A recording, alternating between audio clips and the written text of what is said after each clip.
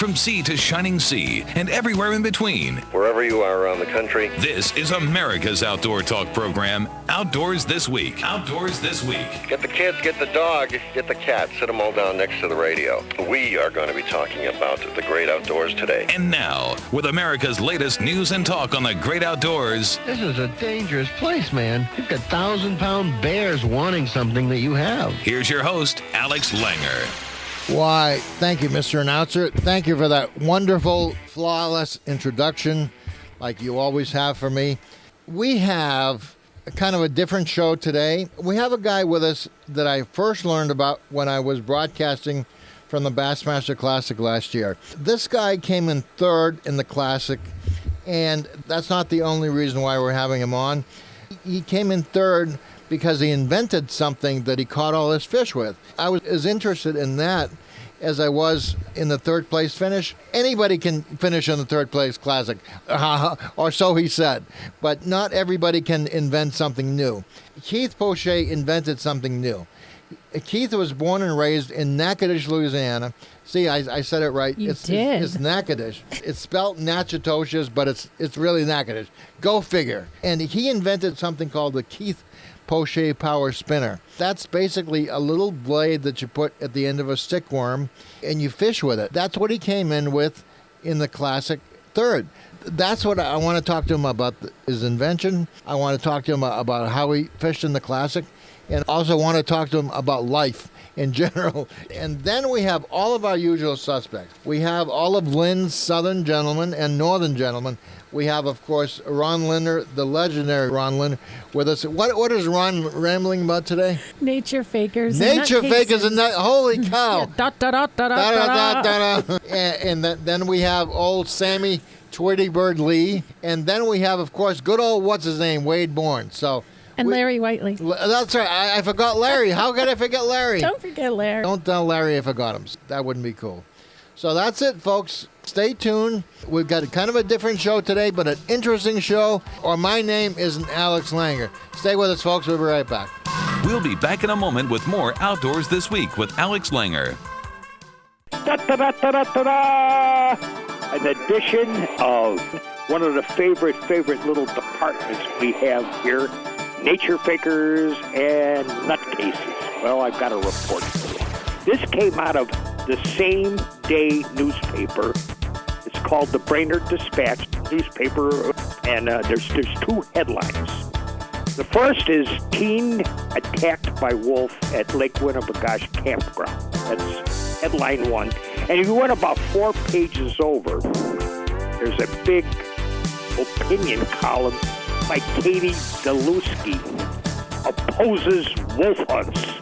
First, I'm going to read you a little bit of the first one. Then we're going to go look at Katie and her gang. 16-year-old boy, I'm reading from the newspaper here, was injured in an apparent wolf attack early Saturday morning near the lakeshore of the West Winnie campground of Lake Winnebagosh in north-central Minnesota, according to the Minnesota DNR.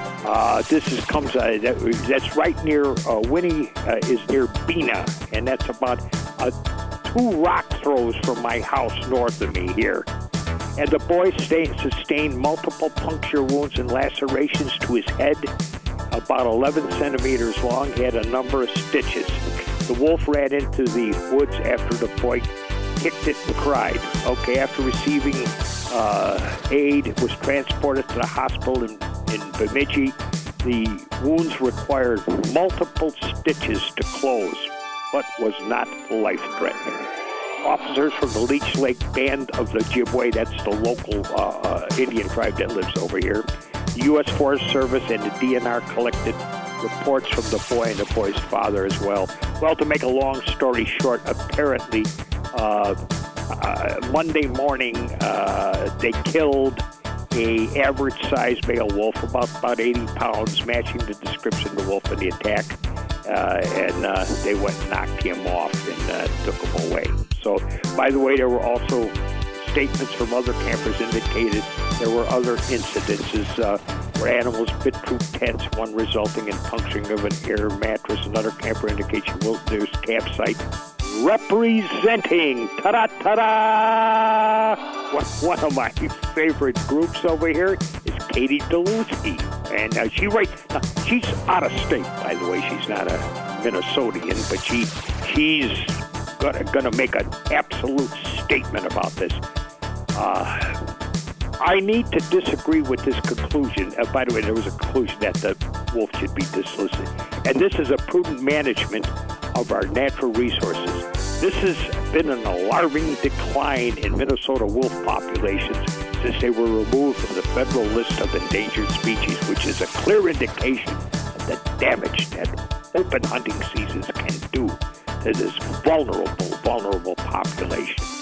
And she goes on to say, by the way, she's part of a group. It's listed here. Born Free USA. You send in.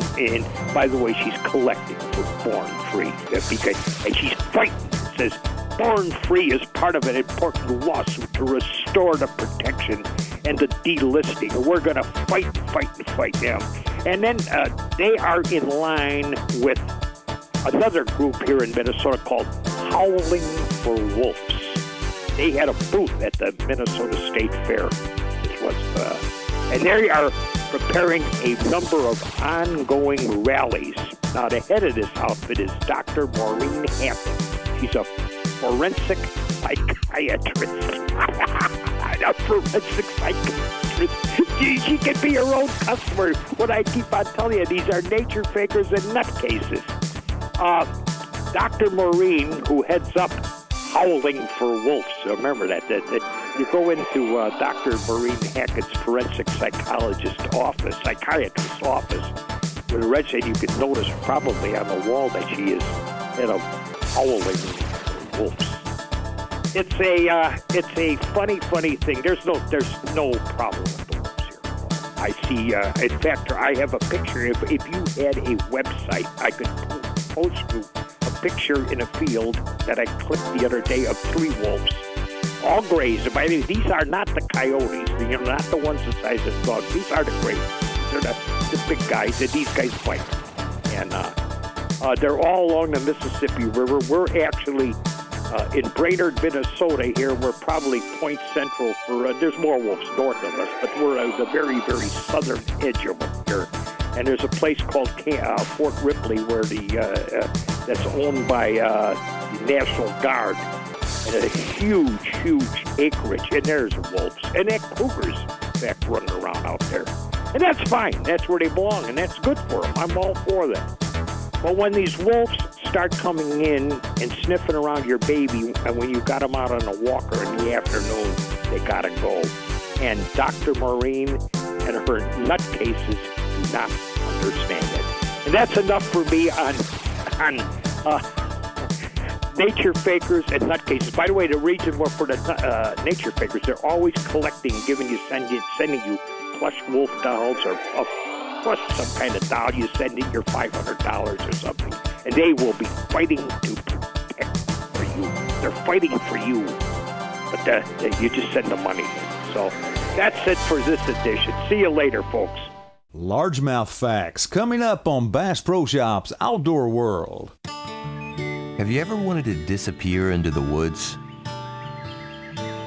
Have you ever wanted to tie your own flies, but never taken the time? Have you ever wanted to speak turkey? Then you belong at Bass Pro Shops. Every week, we offer free skills workshops to help you get started. See the store or go to BassPro.com for more information. Bass Pro Shops. Your adventure starts here. Largemouth bass were originally found only east of the Mississippi River and south of the Great Lakes. But as their popularity grew, so did stocking programs. Largemouth are members of a group of closely related fishes called black bass and are distinguished from all others by a jaw that extends beyond the eye. Biologists have identified 2 subspecies of largemouth, Florida largemouth and northern largemouth. Originally, Florida largemouth lived only in waters of Florida, but stocking efforts have expanded their range to most of the southern U.S., particularly Texas and California. Trophy Florida bass can weigh from 10 to 12 pounds, and northern between 6 to 8. The world record largemouth weighed a monstrous 22 pounds 4 ounces and was caught in 1932 at Montgomery Lake, Georgia. Somewhere out there is another largemouth bigger, and it's waiting to be caught by someone just like you. I'm Larry Whiteley, and this is Bass Pro Shops Outdoor World. Thanks, Larry. And that largemouth is probably in Japan. That's where the world record was tied. They came, I think, within an ounce or two of 22.4. They didn't break it, but they certainly did tie it in Lake Biwa in Japan. Let me tell you about this next guy who was with us today. My next guest is Keith Poche. Keith came in third in the Bassmaster Classic. I was at the Bassmaster Classic in 2012. I heard about Keith because he came in third in the Classic, and he is originally from... It's something like Natchitoches. Yeah, really strange. We'll ask Keith Poche. then again, Tom Gresham may have been pulling my leg, and, because Tom's a radio guy. So Keith started college in Louisiana and was transferred to Alabama before a shoulder injury sidelined him in Alabama. He's only fished up to his third year in the Elite Pro Tour, but he's already made third place in the Classic. And here he is, none other than Keith Poche. How you doing, sir? Hey, thanks for having me. It's called Natchitoches. Natchitoches, Louisiana. That's right. Well, Keith, first of all, welcome to the show. And we've never spoken before. You worked construction before you became an angler, right? Yeah, in college, I was there for a few years and picked up fishing. I fished my first tournament once I was in college, and seen that it was an opportunity for me. And of course, it didn't pay for itself, so I had to get a job to support my habit. And right. I was a contractor for Lowe's Home Improvement and did that for a few years until I qualified for the Elite Series. Wow. Are you fishing the Elite Series right now? Yes, sir. This is my fourth year. Wow. I noticed that one of your sponsors is a seed company, which is kind of unusual. Seed, yeah, it was Bonnie Plant. Right. They're actually they're a plant company. They're all in your major box stores and independent home co-ops and stuff. Yeah. They supply to the average American that wants to plant a garden. They take the plants and they grow them, a foot or two, and just get them going. And then a customer just goes in and buys them and then transplants them in their garden. Right. Home gardening has become huge these days. Are you into home gardening, or I'm just curious why you would have them as your sponsor? Yeah, I grew up in Louisiana, gardening all my life. Yeah. My daddy and I, we had a garden every year, and still to this day. So it was just a good fit. I got connected with those guys. They're out of Alabama, not too far from where I live. So yeah. It just kind of worked out. Some things were just meant to be, and we've been working together for 3 years now. That's terrific. Tell me about the Classic. How did you end up placing third in the Classic? Well, growing up in central Louisiana, fishing young, I just fished ponds and bayous and stuff. I never fished a tournament on the Red River. I've been on the Red River duck hunting, but never fished a tournament. Growing up, the Red River wasn't what it is now. It just flowed continuous. It didn't have the locks down. So now, once I moved away and stuff, they put the locks in. It was more stable, and fishing became more popular in the Red River. So, that was my first tournament I ever fished on the Red River, the Bassmaster Classic. Really? And just filling around the house and stuff, and I'd come up with that little bait that I caught them in the Classic, and I knew it would work. I just didn't know how well it would work. When we come back, I want you to tell me all about the bait. We have something here too that's quite similar, and I want to hear about the bait when we come back. All right, Keith? Yes, sir. All right, yep. We'll be back in just a couple of minutes, and stay with us, folks. We'll be right back with Keith Poche himself. Hey, what do you think you're doing? Don't change that dial. Alex will be right back with more of Outdoors This Week after these messages.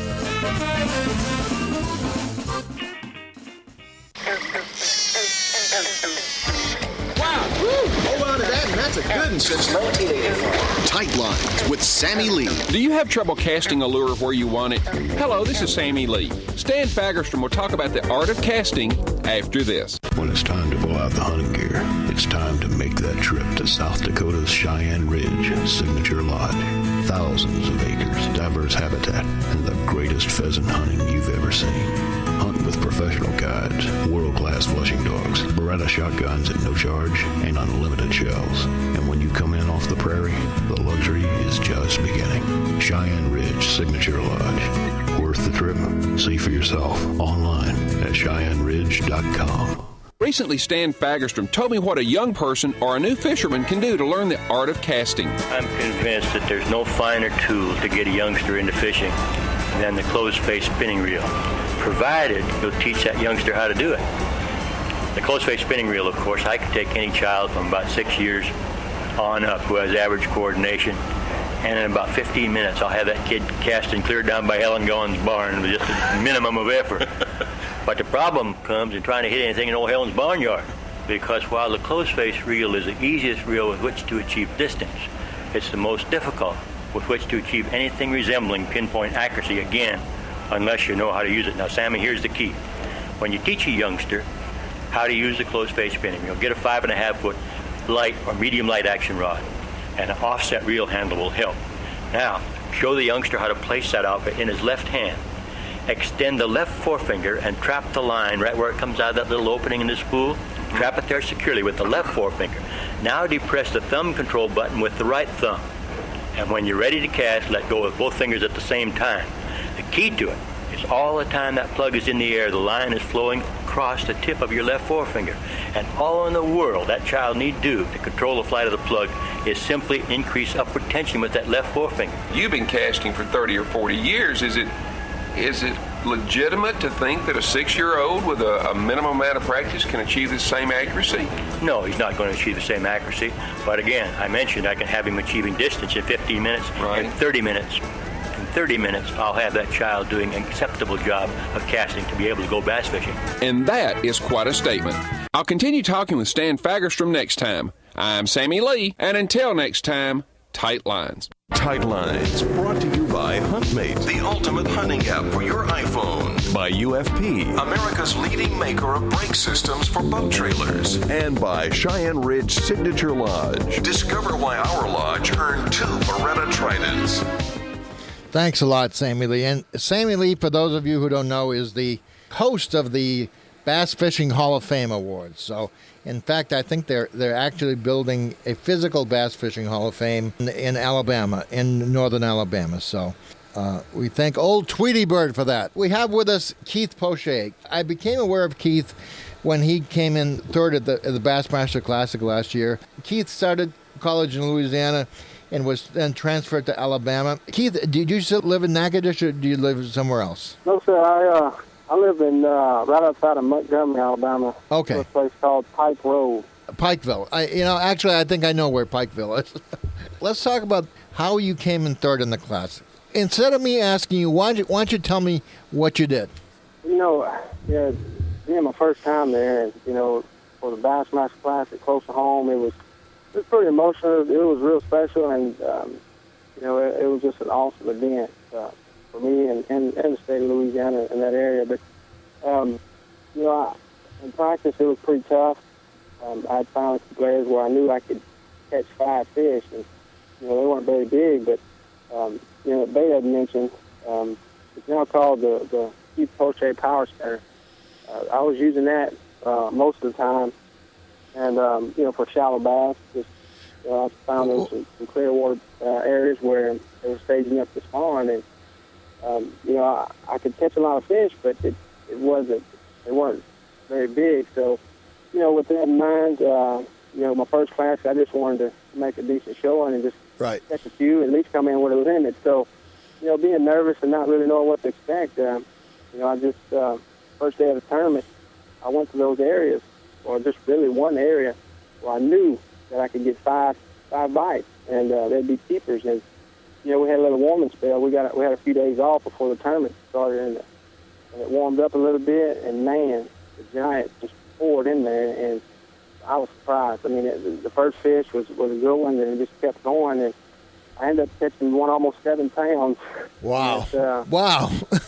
Yeah. The little fish turn into big fish. Yeah. Well, those bucks, they were coming in there, getting ready to spawn. They always show up first, so I knew that the opportunity was there, and the area I fished, it had a little history. I recent years that big fish get in there. So, I just stuck with it, and it worked out. Describe the power spinner to our listeners, please. Well, it's what it is. It's just the actual Colorado blade or willow blade, number 1 to number 3. And you fish it with a bait that you normally fish all the time, and use a soft plastic stick bait. I use a net-based salt lick, which is like a Cinco to most folks that don't know what that is. Right. What you do is you take a hitchhiker and you attach it to a swivel. Yep. And then from the swivel you go to a split ring, and then the split ring to the blade. And all you do is you take the soft plastic stick bait and you just bite a little bit, about a 1/4 inch off the back, just make it blunt. Yep. So you can screw it in the back. And you fish it like you normally fish it. For the most part, throw it out, let it sit. A lot of times they hit it then because it's got a little flash to it. And if that doesn't work, then I'll just have a slow retrieve. I'm fishing this in 4 foot or less water, so it's a condition bait. It doesn't work everywhere. It's just like a deep diving crankbait or a Carolina rig. You just got to use it in the right situation. So anytime the fish are shallow, springtime, fall time, this bait is unbelievable. So what I'll do is I'll throw it out and let it sit for a few seconds. If I don't get any bites, then I'll just slow reel it back and swim it. And that blade's just turning back there. It just draws their attention, and they can't stand it. They got to come eat it. So it's a neat bait I've been fishing with for years, and it just was able to work out in the Bassmaster Classic. Does the fact that it's a metal blade hurt the fishing at all, or does it not matter? Do they feel it's hard and spit it out? No, it's just like a spinnerbait or something, and or you keep a spinnerbait moving. With this, you probably fish it just like a Senko, right? Right. I think that it's so small that it really doesn't matter. Yeah. When they engulf it, they really don't feel it because of the size of it. And another thing that I do, and I didn't really figure this out, till after the fact. And what I have to do is I run the hook lower in the bait. So when you feed it on the hook, you keep feeding it on. So normally, just your traditional Texas rig, you're running on there about a 1/4 inch, and you bring the hook out. Right. But you I'll run it up on the hook a couple of inches, and then when I bring it around, the worm goes up the line.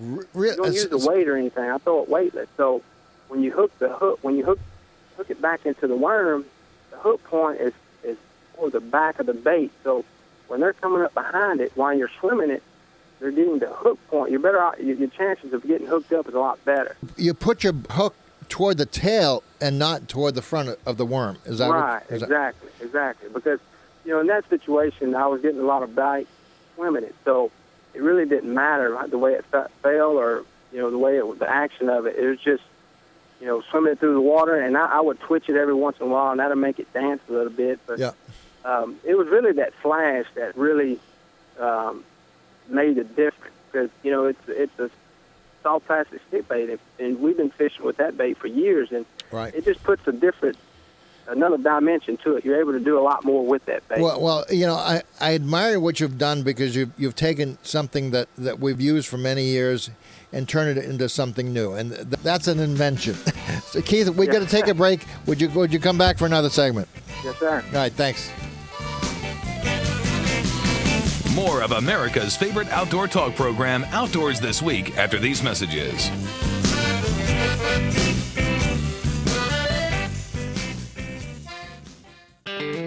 Recreational shooting is really growing in the U.S. A lot of this growth is coming among youth through programs like the Scholastic Shooting Sports Foundation. It's not just the kids having all the fun. There's also a strong increase in the number of adult beginners who are taking up shooting sports. I'm Wade Bourne, and this is Wired to Hunt Radio. In a minute, how to get started and find a range if you'd like to give recreational shooting a try. More Wired to Hunt Radio coming up Reliable, durable, and fun to shoot are just a few of the ways people describe their experiences with the M&P Pistol Series from Smith & Wesson. Available in multiple calibers and frame sizes, these lightweight, high-strength polymer pistols are fine-tuned machines both inside and out, designed to meet the needs of law enforcement pros and recreational shooters alike. The M&P Series has you covered no matter your flavor. To learn more about the M&P Pistol Series, visit www.smith-wesson.com. Planning to head outdoors today? The National Shooting Sports Foundation reminds you to check the fire danger levels in your area. Whether target shooting, camping, or even parking a car with a hot exhaust, remember to take precautions. If you're going shooting in dry conditions, minimize the possible risk of fire by not using steel-jacketed or steel core ammunition, tracer rounds, or exploding targets. As we know, wildfires have many possible causes. Don't be one of them. This is Wired to Hunt Radio. Recreational shooting is an enjoyable, exciting pastime, and there's a lot of help available for people who'd like to give it a try. Randy Clark of the National Shooting Sports Foundation says you can visit his organization's website, nssf.com, for instructional videos and other information. Plus, they have another website to help you locate a shooting range close to your home. At the range, you can get personalized instruction in how to shoot and how to be safe when doing so. Here's Randy Clark with more. Finding the shooting range is fairly easy. We can do a website search as wheretoshoot.org as part of the National Shooting Sports Foundation's website catalog. You can open up wheretoshoot.org, and you can dial into your state and pop up an entire list of ranges there, and then listed in the ranges will be what disciplines the ranges offer. For example, if you're looking to go shoot skeet, you can look up there and see what ranges offer skeet, or if you're looking at handgun range or whatever, it's all right there. There's an entire catalog.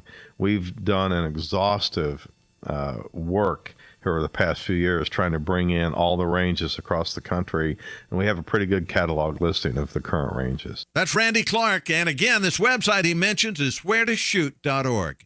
And that's today's Wired to Hunt Radio. I'm Wade Bourne saying thanks for listening, and get outside.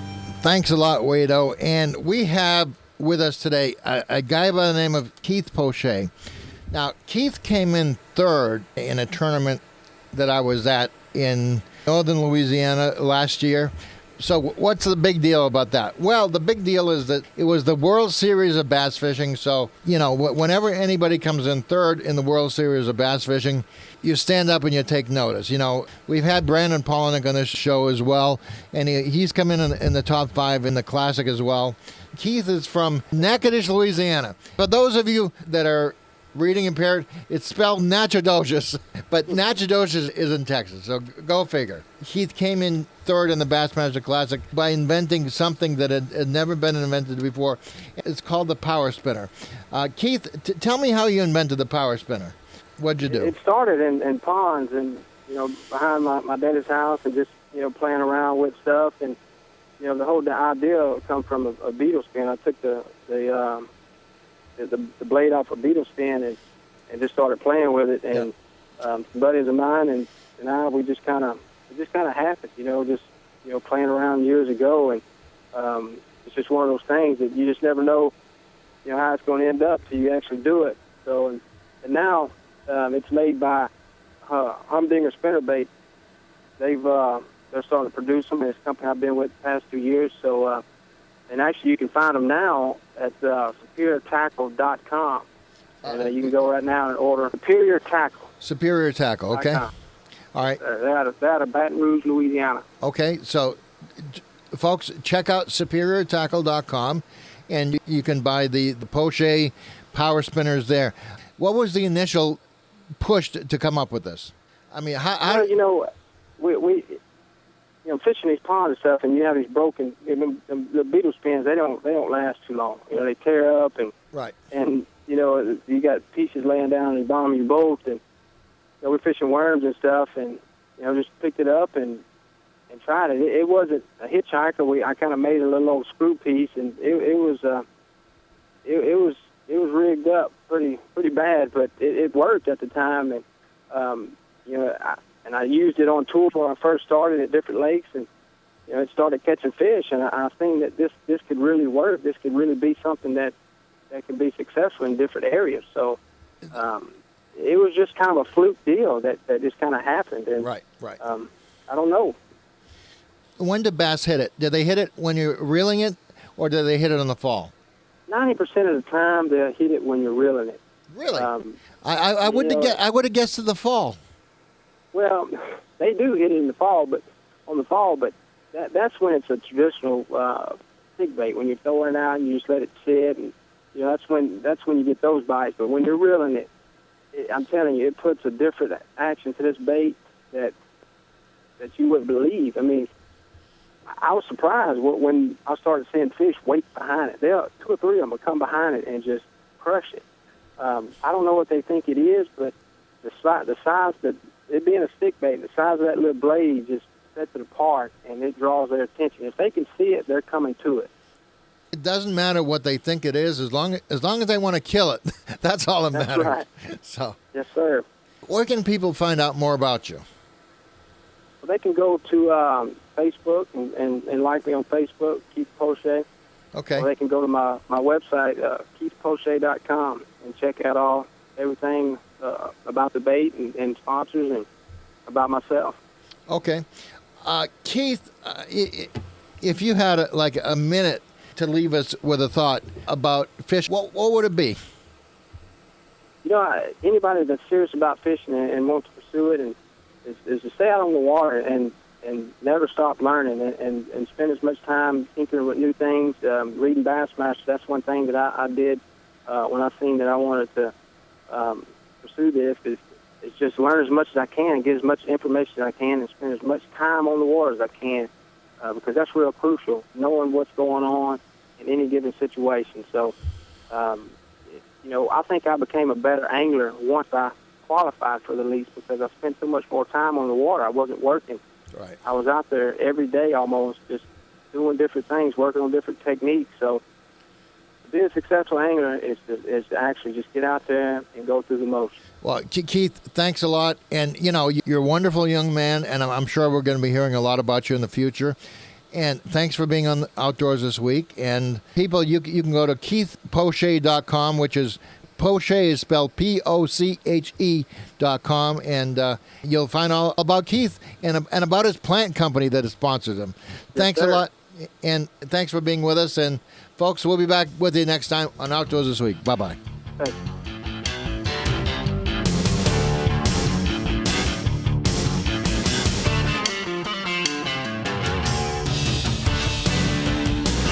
Alex Langer, Outdoors This Week.